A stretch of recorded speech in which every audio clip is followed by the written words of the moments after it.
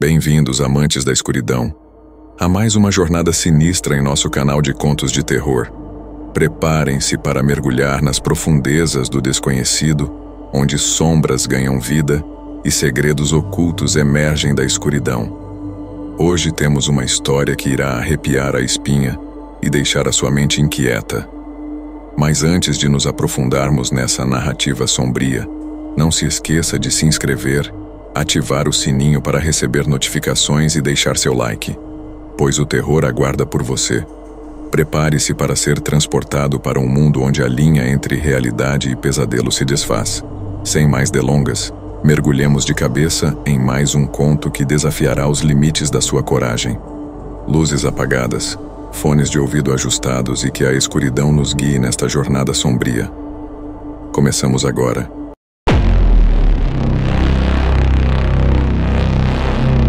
Ao longo dos séculos, arqueólogos e exploradores se depararam com várias sepulturas antigas que continham restos mumificados de crianças, preservados de maneira impressionante, muitas vezes guardados em arcas de madeira ou outros recipientes elaborados.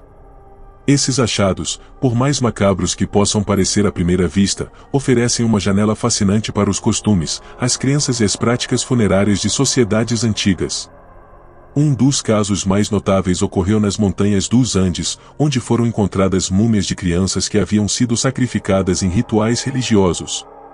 Conhecido como Crianças do Lululailaco, este achado é um dos mais impressionantes e bem preservados exemplos de sacrifício infantil na história da humanidade. Essas crianças, cuidadosamente mumificadas e colocadas em arcas de madeira, foram encontradas em 1999 por uma equipe de arqueólogos liderada por Johann Reinhardt, no vulcão Lululailaco, na fronteira entre Argentina e Chile. As 3 crianças, uma menina de cerca de 13 anos, outra de 4 anos e um menino de 5 anos, foram sacrificadas em um ritual inca há mais de 500 anos, e seus corpos permaneceram notavelmente intactos devido às condições extremas de frio e baixa umidade no local.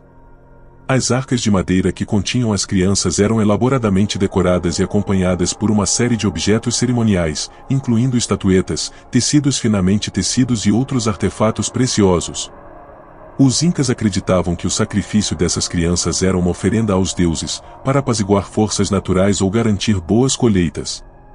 O sacrifício de crianças era visto como um ato de grande honra e significado espiritual, e as vítimas eram geralmente escolhidas por sua pureza e beleza. O processo de mumificação, embora natural, foi complementado por preparações cerimoniais. As crianças eram alimentadas com uma dieta especial nos meses que antecederam o sacrifício, incluindo grandes quantidades de milho e coca, o que sugere que elas estavam sendo preparadas para seu destino final. Elas foram vestidas com roupas elaboradas e adornadas com joias, sendo colocadas cuidadosamente nas arcas de madeira, onde permaneceram por séculos, preservadas no gelo. Outro caso semelhante ocorreu no Egito, onde as múmias de crianças foram descobertas em tumbas escondidas, algumas dentro de arcas de madeira ricamente decoradas. Durante o período do Antigo Egito, era comum que crianças de famílias nobres ou reais fossem mumificadas e enterradas com honras equivalentes às dos adultos. Essas arcas de madeira, muitas vezes cobertas com hieróglifos e imagens dos deuses egípcios, eram destinadas a proteger e guiar a alma da criança no pós-vida. A prática de mumificação no Egito era altamente ritualizada, com um processo que envolvia a remoção dos órgãos internos, a desidratação do corpo com natrão, um tipo de sal, e a aplicação de óleos e resinas aromáticas. O corpo era então envolto em bandagens de linho e colocado em um sarcófago, que, no caso das crianças, era frequentemente uma arca de madeira cuidadosamente ornamentada. Esses achados revelam não apenas a habilidade técnica dos embalsamadores, mas também a profunda crença dos egípcios na vida após a morte e no poder dos rituais funerários para garantir a proteção divina. Além dos incas e dos egípcios, outras culturas ao redor do mundo também preservaram os corpos de suas crianças em arcas de madeira. No Japão, por exemplo, foram encontradas múmias de crianças que datam do período Edo, de 1603 a 1868, onde eram colocadas em arcas de madeira, envoltas em tecidos e acompanhadas por amuletos e oferendas. Esses enterros refletiam as crenças shintoístas e budistas da época, que misturavam elementos de reverência ancestral com a ideia de reencarnação. Essas descobertas, embora fascinantes, também são sombrias. Elas nos forçam a confrontar as realidades das práticas religiosas antigas, que muitas vezes envolviam sacrifícios e rituais que hoje consideramos chocantes. A preservação de crianças mumificadas em arcas de madeira serve como um lembrete do quão profundamente a morte e a espiritualidade estavam entrelaçadas na vida dessas culturas. As múmias infantis também oferecem aos cientistas informações valiosas sobre a saúde, a dieta e as condições de vida dessas sociedades antigas. A análise dos corpos mumificados pode revelar detalhes sobre as doenças que afligiam as crianças, os tipos de alimentos que consumiam e as práticas médicas da época. Além disso, o estudo do DNA dessas múmias pode fornecer insights sobre a ascendência genética dessas populações e suas conexões com outras culturas. No entanto, é importante abordar esses achados com o devido respeito e sensibilidade.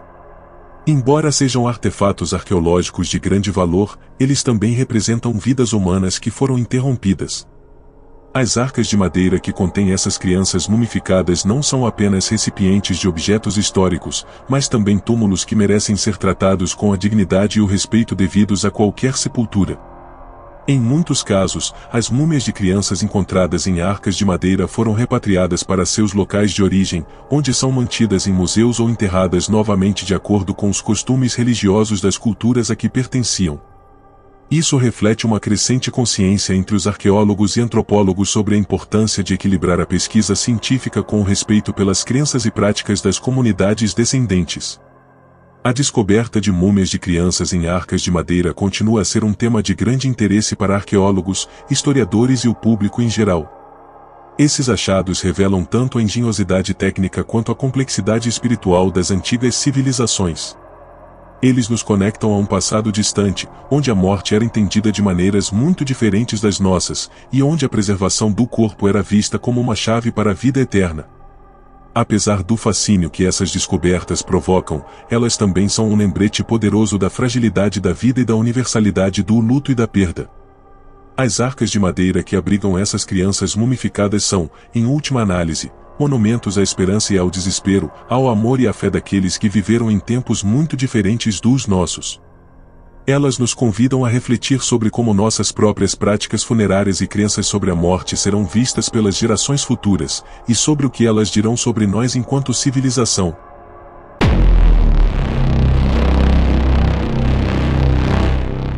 Imagine a cena: uma pessoa comum, que compra seu café de uma marca bem conhecida, chega em casa e começa a preparar sua bebida matinal. Tudo parece normal até que, ao abrir o pacote de café, encontra algo duro, fora do comum. Ao inspecionar mais de perto, percebe que são dentes humanos, misturados com os grãos de café. O choque e o horror são imediatos, transformando uma simples rotina em um pesadelo inimaginável. A notícia de tal descoberta rapidamente se espalharia, gerando alarme e especulação. A primeira pergunta que surge é: como dentes humanos poderiam acabar dentro de pacotes de café? Há diversas possibilidades que poderiam ser consideradas. Uma delas é a de um acidente horrível em uma fábrica, onde, por algum motivo macabro, partes de um corpo humano foram parar no maquinário. Outra possibilidade, ainda mais sinistra, é que alguém deliberadamente tenha plantado os dentes nos pacotes, como parte de uma ação criminosa ou de uma brincadeira de muito mau gosto. Casos reais de partes humanas encontradas em produtos alimentícios são raros, mas não inéditos. Em 2014, houve um incidente em Nova York onde um funcionário de uma fábrica de processamento de carne foi acidentalmente misturado ao produto final após uma falha de segurança. Esse tipo de tragédia é o pesadelo de qualquer empresa de alimentos e resulta em investigações extensas, multas pesadas e a necessidade de reformulação de protocolos de segurança para garantir que nada semelhante aconteça novamente. Entretanto, no caso dos dentes humanos em pacotes de café, se assumirmos que os dentes foram colocados de forma intencional, o cenário se torna ainda mais perturbador. Isso poderia ser obra de um funcionário insatisfeito, um sabotador ou até mesmo parte de um ritual bizarro. Sabemos que, ao longo da história, dentes humanos foram usados em vários contextos ritualísticos ou como amuletos. Em algumas culturas, acreditava-se que os dentes tinham poderes especiais e poderiam ser usados para lançar feitiços ou maldições. Essa linha de pensamento leva à especulação de que o responsável pelo ato poderia estar tentando enviar uma mensagem simbólica ou mística, embora perturbadora. Outra hipótese a ser considerada é a de tráfico de partes humanas. Infelizmente, o tráfico de órgãos e outras partes do corpo é uma realidade sombria em diversas partes do mundo. Os dentes humanos, especificamente, têm sido alvo de interesse em alguns mercados negros, tanto para uso em práticas místicas quanto para vendas a colecionadores mórbidos.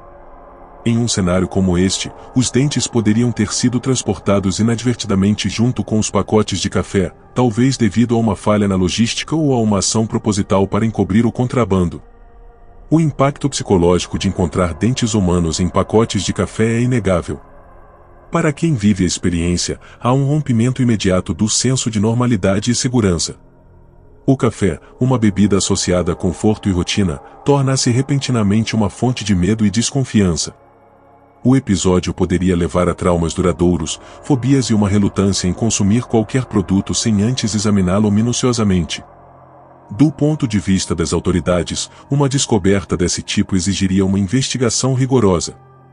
Seria crucial determinar a origem dos dentes, identificando se pertenciam a uma única pessoa ou a várias, e como eles foram parar dentro dos pacotes de café.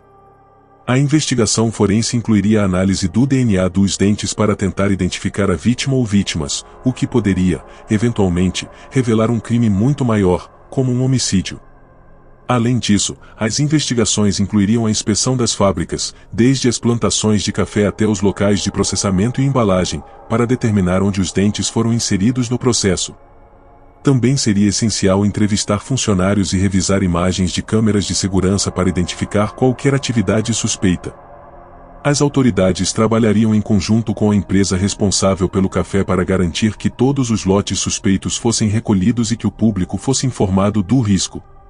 A mídia desempenharia um papel significativo na divulgação do caso, o que, inevitavelmente, geraria pânico entre os consumidores.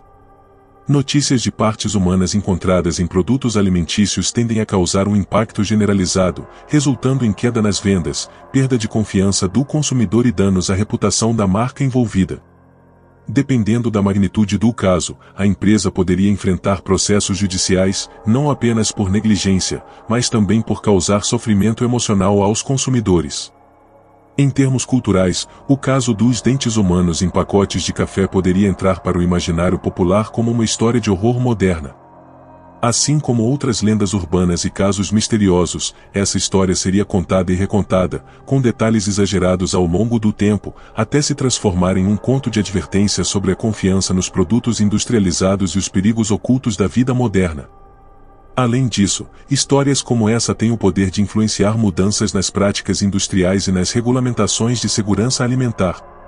Incidentes chocantes frequentemente levam a revisões de protocolos de segurança e a introdução de novas tecnologias para evitar que algo semelhante aconteça no futuro. Detectores de metais, câmeras de alta definição e inspeções mais rigorosas se tornariam padrão, na tentativa de restaurar a confiança dos consumidores. Do ponto de vista mais amplo, o caso levanta questões sobre os perigos ocultos na globalização e na complexidade das cadeias de suprimento modernas. Quando compramos um produto, raramente pensamos nas muitas etapas e lugares pelos quais ele passou antes de chegar às nossas mãos. Histórias como a dos dentes humanos em pacotes de café lembram-nos das vulnerabilidades inerentes a esses sistemas e da necessidade constante de vigilância e transparência. No fim, embora o cenário dos dentes humanos em pacotes de café seja perturbador, ele nos convida a refletir sobre o que sabemos e o que não sabemos sobre os produtos que consumimos diariamente. Seja essa história baseada em um caso real ou simplesmente uma lenda urbana, ela toca em medos profundos e universais sobre contaminação, violação e o inesperado, ao mesmo tempo em que nos lembra da importância de uma vigilância constante em um mundo cada vez mais complexo e interconectado.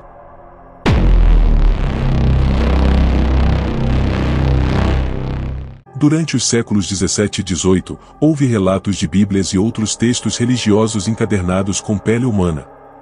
Estes livros, normalmente destinados ao clero ou a colecionadores ricos, eram produzidos em momentos de fervor religioso ou como uma forma extrema de penitência. A pele usada nesses volumes poderia ser proveniente de cadáveres de criminosos, inimigos da fé ou, em alguns casos, até mesmo de voluntários que doaram suas peles antes de morrer. Esses livros serviam como lembranças de mortalidade, simbolizando a transitoriedade da vida e o julgamento divino que aguarda a todos. Antropodérmica não se limitava a textos religiosos, mas quando aplicada a esses livros, assumia um simbolismo ainda mais profundo. Acreditava-se que a incorporação de pele humana poderia de alguma forma imbuir o livro com uma conexão tangível ao sagrado, ou servir como uma forma de perpetuar a alma do falecido através de sua carne transformada em um objeto de devoção. Isso também refletia a crença de que o corpo, mesmo após a morte, mantinha uma ligação espiritual com a alma e poderia ser usado para fins espirituais. Além dos livros, a pele humana também foi usada em relíquias e artefatos religiosos. Em algumas culturas, pedaços de pele eram preservados como relíquias de mártires ou santos. A pele desses indivíduos era vista como sagrada, acreditando-se que continha o poder espiritual do falecido. Era comum, em determinadas épocas, que partes do corpo de um santo fossem distribuídas como relíquias entre diferentes igrejas ou templos, e a pele, sendo a parte mais externa e visível do corpo, muitas vezes era destacada para ser preservada e venerada. Isso se alinhava à crença de que o toque físico de uma relíquia sagrada poderia conceder bênçãos ou milagres. Em alguns casos, artefatos religiosos como estátuas, crucifixos ou ícones eram decorados ou cobertos com pele humana. Essas práticas eram geralmente realizadas em contextos onde o ato de oferecer a pele era visto como o sacrifício final, uma forma de dedicação extrema à fé. Um exemplo notável vem das práticas religiosas indígenas, onde a pele de inimigos capturados em guerra era, por vezes, usada em rituais para absorver a força e a coragem do oponente. Em algumas culturas mesoamericanas, a pele dos sacrificados era retirada e usada temporariamente por sacerdotes durante cerimônias religiosas, simbolizando a reencarnação dos deuses ou a renovação cíclica da vida. Na Europa medieval, havia rumores e lendas sobre ordens religiosas secretas que utilizavam a pele de hereges em seus rituais. Embora muitos desses relatos sejam provavelmente exageros ou lendas urbanas da época, eles refletem o temor e a fascinação que essa prática inspirava. A pele humana, sendo a barreira física entre o interior do corpo e o mundo exterior, carrega consigo um simbolismo poderoso de identidade e humanidade. Utilizá-la em um contexto religioso pode ser visto tanto como um ato de sacrilégio quanto de extrema devoção, dependendo da perspectiva cultural. No contexto da magia e do ocultismo, a pele humana também foi associada a práticas religiosas, especialmente em tradições onde o corpo era visto como um canal para energias espirituais. Em algumas crenças, pedaços de pele humana eram usados como talismãs ou amuletos, com a crença de que podiam proteger o portador contra o mal ou trazer poder e sabedoria. Esses artefatos eram frequentemente gravados com símbolos místicos ou escritos sagrados, aumentando ainda mais seu significado espiritual. Nos tempos modernos, a ideia de utilizar pele humana em artefatos religiosos é amplamente considerada macabra e antiética. No entanto, o fascínio por essa prática permanece, refletindo um interesse contínuo nas formas extremas que a religião e a fé podem assumir. As histórias de bibliopegia antropodérmica e de relíquias feitas de pele humana continuam a capturar a imaginação, lembrando-nos das maneiras complexas e, por vezes, sombrias, pelas quais os seres humanos têm tentado se conectar com o divino. O uso de pele humana em artefatos religiosos é uma janela para um mundo onde a linha entre o sagrado e o profano, o devoto e o macabro, é muito tênue. Reflete uma era em que o corpo humano era visto não apenas como uma morada temporária da alma, mas como um objeto que poderia ser transformado e reconsagrado em algo maior.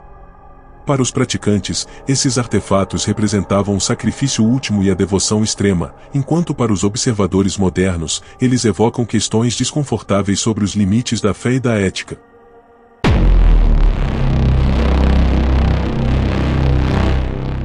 Fetos preservados em garrafas são uma imagem perturbadora que nos leva a confrontar as complexas interseções entre a ciência, a moralidade e o respeito pela vida humana. Esta prática, que tem suas raízes em estudos científicos e em exposições macabras, desafia nossa compreensão moderna de ética e dignidade. Ao longo dos séculos, os avanços na ciência e na medicina trouxeram à tona métodos e práticas que, embora essenciais para o progresso, muitas vezes cruzaram limites morais e éticos que ainda geram debates acalorados. A preservação de fetos humanos em garrafas remonta ao século XVII, quando os avanços na embalsamação e nas técnicas de preservação começaram a florescer. Durante essa época, a ciência estava em uma fase de descoberta, e o estudo de fetos era vital para a compreensão do desenvolvimento humano, da embriologia e das malformações congênitas. Os fetos preservados em substâncias como álcool ou formaldeído eram armazenados em garrafas de vidro e mantidos em coleções médicas e museológicas. Esses espécimes eram estudados minuciosamente por anatomistas e médicos que buscavam desvendar os mistérios do corpo humano e das doenças. Essas práticas se intensificaram durante o Iluminismo, um período em que a ciência e a razão começaram a desafiar as noções religiosas e superstições que dominavam o pensamento da Idade Média. Colecionadores particulares, muitos deles médicos, começaram a acumular espécimes raros, incluindo fetos, como parte de suas Cabines of Curiosities ou gabinetes de curiosidades. Essas coleções eram tanto educativas quanto exibicionistas, representando o desejo humano de compreender a natureza em suas formas mais extremas. Para alguns, possuir um feto preservado era um símbolo de status e erudição.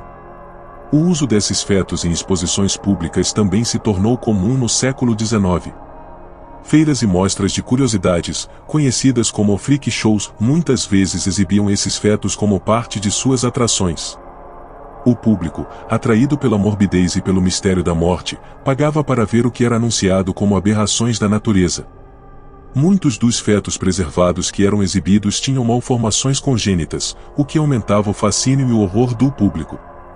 Essas exposições, no entanto, levantaram questões éticas que continuam a ressoar até os dias de hoje e até que ponto o avanço da ciência justifica o uso de corpos humanos em exposições? Embora o objetivo científico de preservação de fetos em garrafas tenha sido, em muitos casos, bem intencionado, o contexto cultural e social em que esses fetos foram tratados nem sempre respeitou a dignidade dos mesmos. Isso se torna especialmente problemático quando consideramos os avanços na medicina moderna, que nos permitem entender e tratar malformações congênitas de maneiras que não envolvem a exposição pública de fetos como curiosidades.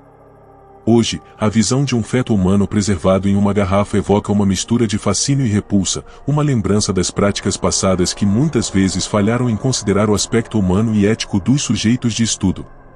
Os fetos preservados que ainda existem em museus e coleções privadas são, de certa forma, uma relíquia de um tempo em que a ciência se encontrava em uma encruzilhada entre o progresso e a moralidade.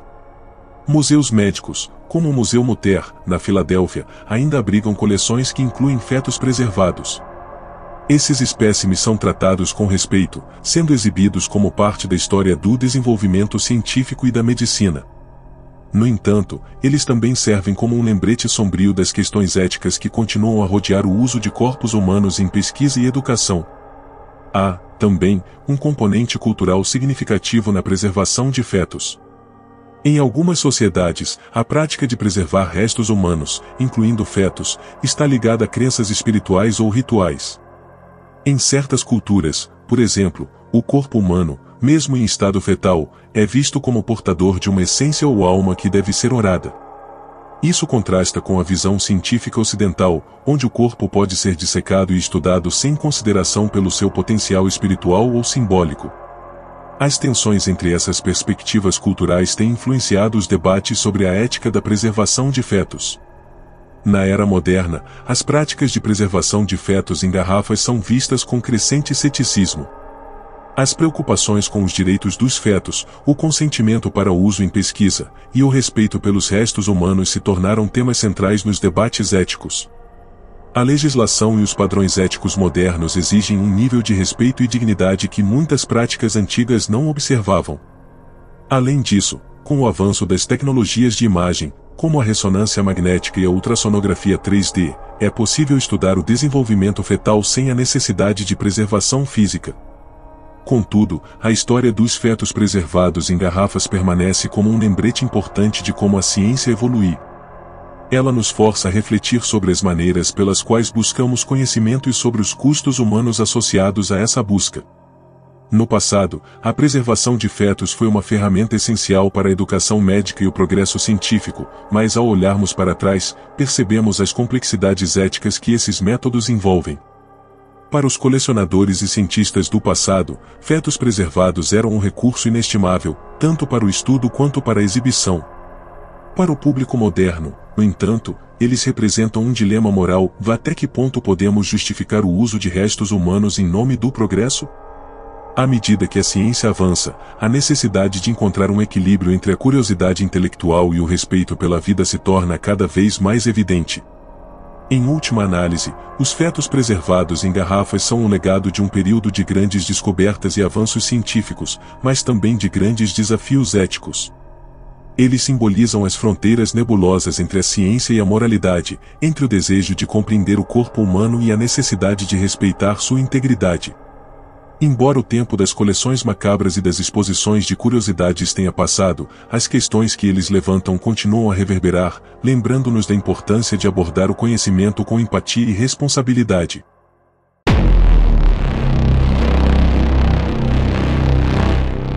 Em 2004, um episódio chocante ocorreu nos Estados Unidos, envolvendo um pé humano que foi descoberto dentro de um pacote postal. O evento começou com a chegada de um pacote aparentemente comum, enviado pelos Correios, para uma empresa de embalagens e logística na cidade de Seattle, Washington. O pacote, que parecia não levantar suspeitas inicialmente, estava endereçado a um destinatário desconhecido. Quando o pacote foi aberto, os funcionários encontraram um pé humano embalado em um saco plástico. A descoberta imediatamente gerou uma reação de pânico e perplexidade. A polícia foi chamada para investigar o incidente, e uma unidade especializada foi mobilizada para lidar com a cena do crime. A primeira tarefa das autoridades foi identificar a origem do pé e determinar se ele estava associado a um crime ou se havia uma explicação menos sinistra. A análise inicial revelou que o pé havia sido removido de um cadáver, e a investigação rapidamente se concentrou em descobrir como e por que isso ocorreu. Os investigadores descobriram que o pé fazia parte de um conjunto de restos humanos que tinham sido enviados para diversas localidades. Eles identificaram que o envio de partes do corpo estava relacionado a um caso de necropsia acadêmica, onde tecidos e órgãos eram usados para fins educacionais e científicos. No entanto, o envio inadequado e não regulamentado dos restos humanos levantou sérias questões sobre a ética e a legalidade desses procedimentos. A pesquisa revelou que os restos humanos estavam ligados a uma empresa que fornecia tecidos humanos para estudos e pesquisas médicas. No entanto, a empresa não estava em conformidade com as regulamentações que governam o transporte de partes do corpo e a documentação adequada. O envio dos restos humanos foi um erro administrativo, e a empresa envolvida enfrentou consequências legais e regulamentares. O incidente do pé humano em um pacote postal levanta questões complexas sobre a ética e a legalidade do manuseio e transporte de restos humanos.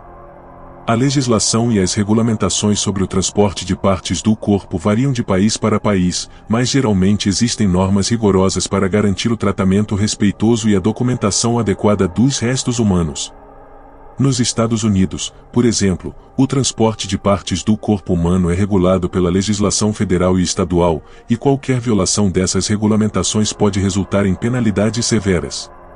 As partes do corpo devem ser transportadas de acordo com normas específicas de segurança e embalamento, e a documentação adequada deve acompanhar qualquer envio. O caso do pé humano destacou a necessidade de maior controle e supervisão sobre a indústria de tecidos humanos e a importância de assegurar que os procedimentos sejam realizados com respeito e conformidade legal. O choque e o horror causados pela descoberta do pé humano em um pacote postal não foram limitados apenas às autoridades e funcionários envolvidos.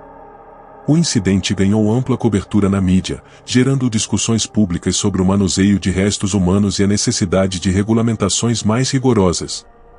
Para muitos, o caso foi um lembrete perturbador das realidades sombrias que podem estar ocultas por trás das práticas aparentemente banais e dos processos administrativos.